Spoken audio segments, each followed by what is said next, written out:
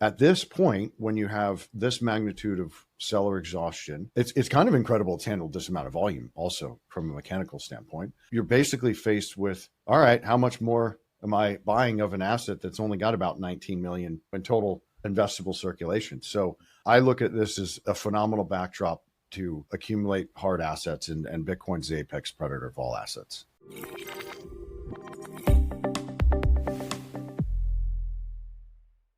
Break the cycle of exploitation, break down the barriers to truth, break into the next generation of privacy, break free. Free to scroll without being monetized, free from censorship, freedom without fear. We deserve more when it comes to privacy. Experience the next generation of blockchain that is private and inclusive by design. Break free with Midnight. Visit midnight.network/break-free. CoinDesk Bitcoin Treasury Month is brought to you by Genius Group, a Bitcoin treasury company listed on the New York Stock Exchange under the ticker GNS.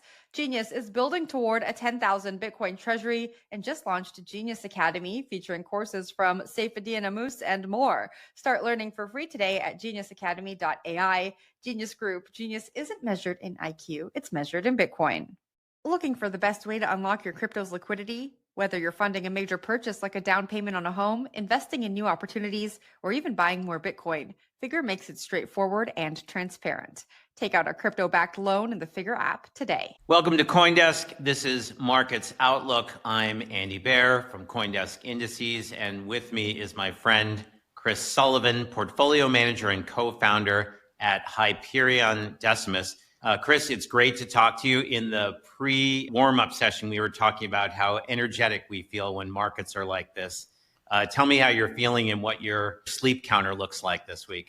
Yeah, it's not one of fear, let me tell you that. We have a saying at our firm to always feast on fear, and I highly recommend all investors do that. It seems in my 20-year tenure, the quantity of what we call sharks or smart money has just depleted over time. Everybody's living in this consensus reality, which is plainly and very simply for the sheep. So blood's flowing, juice is flowing. This is how asymmetry materializes. And especially when you get a backdrop of primarily a mechanical outcome with a rising fundamental outcome and a still fundamentally constructive macro environment, you have only one choice. And it's a beautiful thing when these things occur. It really is. I think watching the way Bitcoin and other digital assets have tended to chop around in sideways choppy markets and in macro corrections like earlier in the year, what's happened over the last 7-8 weeks feels a little different, right? It feels like a trend down. Maybe that's punishing dip buyers, but it really feels as if we've had a solid 7 weeks of drawdown, which is kind of remarkable, right? In a situation where markets are supposed to find their new level immediately. What does that say to you about what's different about this drawdown and how trend has been helpful in trying to navigate it? Yeah, great question. I think we've got a couple statistical references to cite, and then we have a couple historical. So on statistical, the Z-score here is now blown out in terms of its standard deviation from the mean. So there's about 4 other instances where this has even ever occurred, all of which resulted in a vicious V, so to speak. One of them was a continuation of a longer term bear market. And then from a pattern recognition standpoint, if you zero in on the structure, this looks a lot like 2019 and then looks a lot like March 2020. Let's examine the different backdrop. March 2020, essentially, everybody thought it's the end of the world, right? Oh, some sort of man-made concoction gets spread around through the spraying from planes, put in the water supply, et cetera. And everybody finds out later it was all a scam. I think that environment is a really good comparative because it was all about forced selling at that time and fear. In fact, we literally hit the same exact sentiment number from March 23rd, 2020 over the last, I believe, 12 hours. So at this point, when you have this magnitude of seller exhaustion, it's kind of incredible to handle this amount of volume also from a mechanical standpoint. You're basically faced with, all right, how much more am I buying of an asset that's only got about 19 million in total investable circulation? So I look at this as a phenomenal backdrop to accumulate hard assets, and Bitcoin's the apex predator of all assets. Focusing in on Bitcoin, I think the market was spooked, I guess, the summer before last, thinking that governments were going to unload what they had seized. This year, it was about the either broadcasted or not broadcasted reallocation of OGs reallocating. Maybe their psychological number was 100,000. I was thinking on the way to work this morning, hey, if somebody sold at 100,000 or 110,000, even if it's a lot, don't they want to buy it back 25% cheaper? Yeah, if you look at the stats for wallets greater than 1,000, it's gone vertical, especially in the last like 4 or 5 days. There's also a nice boost in new wallets and then new wallet activity. So historically, that can be a bullish catalyst. But when all the sellers are gone, prices go up. And I think unlike other cycles or bearish events in digital assets, you didn't have this sort of daisy chain leverage, not just across DeFi and offshore exchanges, but across these quasi equity treasury codes, right? Which also were forced sellers here.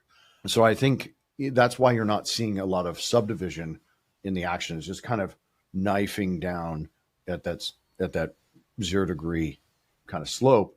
And that's where these vicious V's that we've talked about throughout all of finance, that's how those materialize. Essentially, when you're just straight down and then all the selling's done and it kind of retraces it. And from a trend perspective, and especially on how we're running funds, like we were able to get out of the way entirely in one fund about 42 days ago and have now prepared everything to grab the turn. And then in our other fund, we have waited to rebalance on the long side until basically this morning. That's phenomenal. And I think it supports the idea that in this kind of market, which can be especially tricky for tactical players, this is a time when trend can really be a good backstop. Switching to the options markets, seeing things that feel a lot more equity-like when you think about how implieds have been bid. People are hedging Bitcoin. People are hedging digital assets. Skew is downward sloping. Now, I'm not saying that's never happened, but it feels like there is more of an install base for Bitcoin that feels like it wants to tactically hedge. Sign of maturity, or is that just kind of an artifact of this market condition? I wouldn't call it artifact. I think it is a sign of maturity just by nature of having a pattern itself in derivatives that are robust enough and have enough volume behind it to create that skew.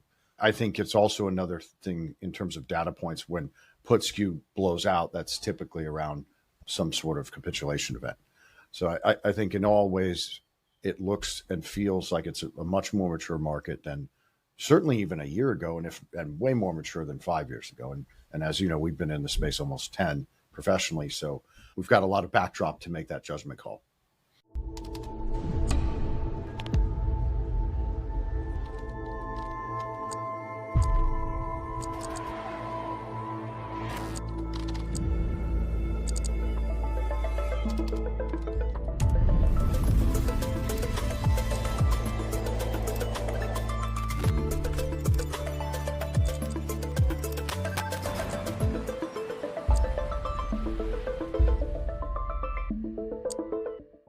CoinDesk Bitcoin Treasury Month is brought to you by Genius Group, a Bitcoin treasury company listed on the New York Stock Exchange under the ticker GNS. Genius is on its way to hodling 10,000 Bitcoin in its treasury while educating the world on a Bitcoin-first future. Genius has launched the Genius Academy with courses from the likes of Saifedean Ammous, author of the Bitcoin Standard, Natalie Brunell, and many more. Start your Genius learning journey for free today at geniusacademy.ai and earn Bitcoin-backed gems. Genius Group. Genius isn't measured in IQ, it's measured in Bitcoin. Looking for the best way to unlock your crypto's liquidity? Figure is exactly what you need, being the largest non-bank mortgage lender in the U.S. with over $19 billion unlocked on their lending platform. Explore their industry-low crypto-backed loans at 8.91% interest rates at 50% LTV. They differentiate themselves by offering decentralized MPC custody, which protects your crypto ownership in a segregated wallet. They've also recently launched liquidation protection, which protects you from liquidation during large price drops. Whether you're funding a major purchase like a down payment on a home, investing in new opportunities, or even buying more Bitcoin, Figure makes it straightforward and transparent. Visit their app or click our link below to take out a crypto-backed loan with Figure today. One of the things that we pointed out over the last week is, despite our benchmark index, the CoinDesk 20, losing a bunch of its performance or its return from the year, what it has consistently done from the beginning of the year through now, in pretty much a straight line, has outperformed smaller names, right? That there's been a reduction in distractions. When we look at our CoinDesk 80 index in CoinDesk 20 terms, the ratio, right, that's down about 50% on the year, and it's been a pretty straight line down. Our meme coin index is similar. How do you think about the fact that the asset class is converging kind of on top names, getting rid of distractions, and what do you think that will mean for the breadth and the liquidity of this kind of narrower part of the asset class? Yeah, great question. Mechanically, it's hard to even keep track. N number of percent of dilution across, call it committed capital to the digital asset space, plus or minus 4 trillion at its peak, right? Upwards of millions of tokens diluting what in 2017 cycle only had like a handful, right? Like or less than a dozen.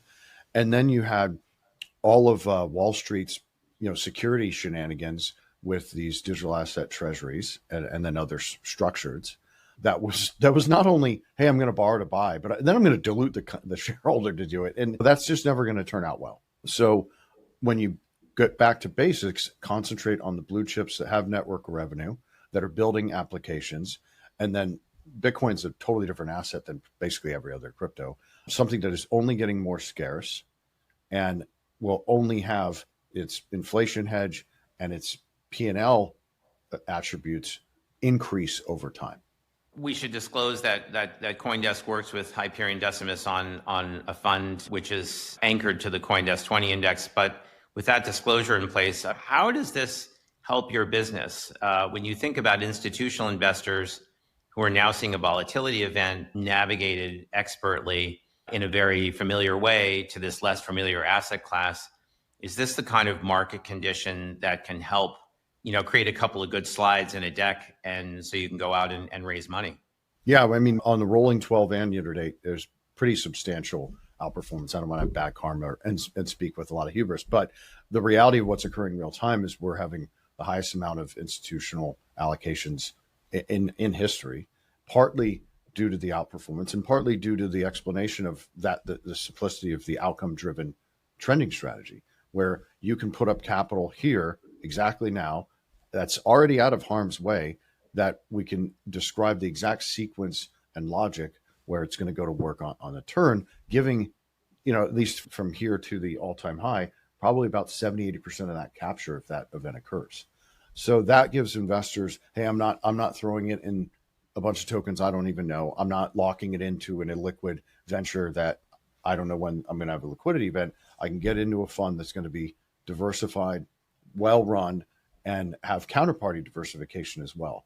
And that's, I think, why our tenure, in addition to the performance, is giving investors like, hey, this is great. Every time these events have occurred, you have giant asymmetric returns on a rolling 12-month basis.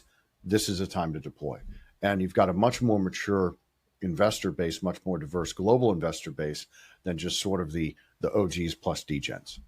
That's great to hear. With, I guess, the progress and the evidence of building around stablecoins, tokenization, things like this, which will favor layer one blockchains, I'm sure that you have a very good gut sense of how Bitcoin is going to respond as more data comes out, as the Fed action becomes more clear in the future. Is there a sense that there's going to be some, I guess, that the spring is compressed tight for other names, other growthier digital asset names to take off when sentiment changes? So in other words, when this V shape occurs, what shape do you expect it to have? Is it going to be another Bitcoin led and everything, attached with a rubber band, or are we going to see more diversification or different levels of velocity? Yeah, great question. I think we're already seeing, when you're looking at others, for example, or total 3, you actually already have evidence of what we call positive divergences. So for the first time, really since 22, because I would argue from a pure TA CMT style analysis, there's been a secular bear market in alts. And this is very similar to 17 to 19 in alts. Very, very similar structure. Here you see a lot of positive divergences. And I think mechanically, Zcash actually really is a good example to point this out. The fully diluted names with tangible use cases that are well known and well vetted are going to lead. And I think you've got not only privacy, which everybody should be concerned about because all of our powers that should not be want to know. I don't know why they're such sick psychopaths, know everything about what we do and when we do it. But privacy, DePIN, DeFi, fully diluted names are naturally going to have effectively potential upside crashes because there's just no liquidity on the sell side of these order books. So if I'm diving into individual names, that's what I'm looking for to sort of lead what to deploy into first. I got one more question. The other thing that's characterized, I guess, the last year or 18 months is liquidity has spread. There's 12 or 13 or 15 ways to buy Bitcoin now, right? There is options activity on new exchanges like our parent company Bullish, which launched an options feature, but also a lot of options activity moving into ETF options. Leverage similarly, right? Leverage that might have been called into question after the October 10th event gets spread. Is this kind of diversification of market structure going to be healthy? Is it happening too fast, too slow? How do you think the quality of the market's going to be if, as a hedge fund, you're really focused on trading native tokens and using sort of native spot and derivative instruments? Yeah, you have to have an awareness of the derivative tail wagging the dog, right? So absolutely options expiries have an impact, and absolutely gamma, specifically short gamma, has impact. Very similar to equities. That's why the structure, if you look from inception, really through 21, the structure of these assets is very commodity-like.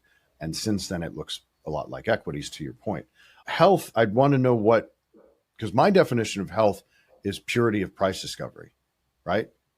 So to me, while there is discombobulated signaling coming from different hours of trading, different derivatives, and who's exposed or not, I think destruction being a key feature of capitalism and price discovery, the speed with which this does that, I think is hyper efficient and extremely healthy. Fantastic. Good luck navigating the turn, and we hope to see the other side of the fee soon. Thank you so much, Chris Sullivan from Hyperion, Decimus. And thanks for joining us on CoinDesk Market Outlook. I'm Andy Baehr.